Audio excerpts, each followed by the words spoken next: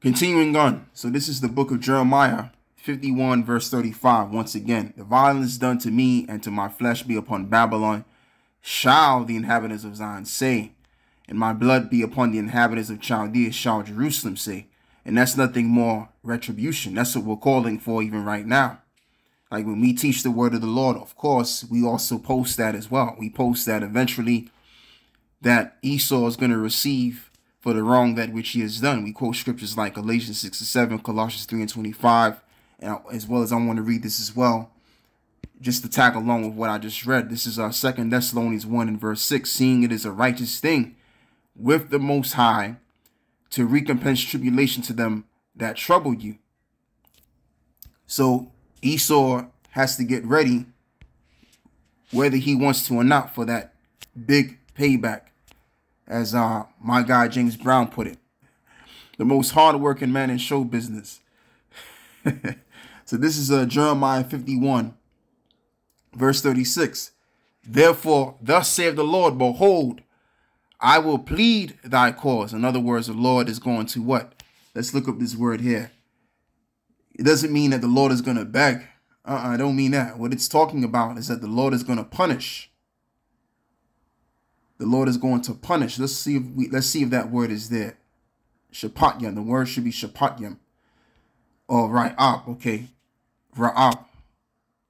Ra'ab, which is to strive, to contend, to strive physically with words, to conduct the case or suit legal, to make a complaint, to quarrel, to contend against. So the Lord is going to fight for his people.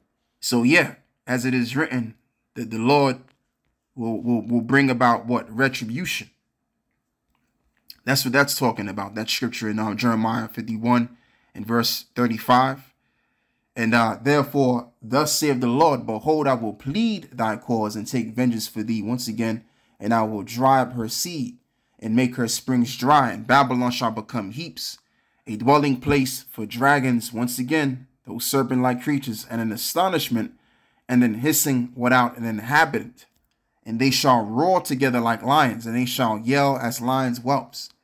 In their heat I will make their feast, and I will make them drunken, that they may rejoice and sleep, a perpetual sleep and not awake, save the Lord. And I will bring them down like lambs to the slaughter, like rams with he-goats, which is also reminiscent of Isaiah 34, where it mentions, and I think is in verse 6.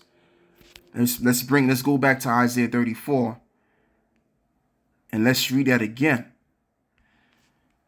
The sword of the Lord is filled with blood, and it is made fat with the fatness and with the blood of lambs and goats, and with the fat of kidneys and rams, for the Lord of sacrifice in Basra, and a great slaughter in the land of Idumea, as I've also mentioned what that land is currently today.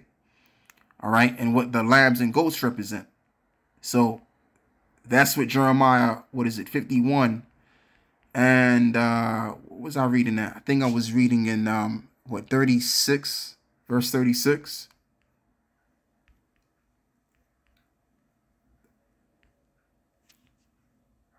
No, it was 40. So yeah, that's pretty much all I'm going to read right here.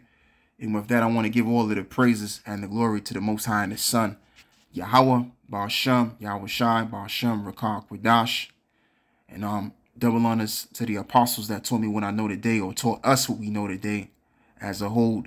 And as well as giving you brothers and the different bishops that came even before me your salutations for forwarding this ministry as well. And shalom to the Yakin Wagwaf Yam for continually to heed to these lessons, therefore growing in the spirit. I'm out. Shalom.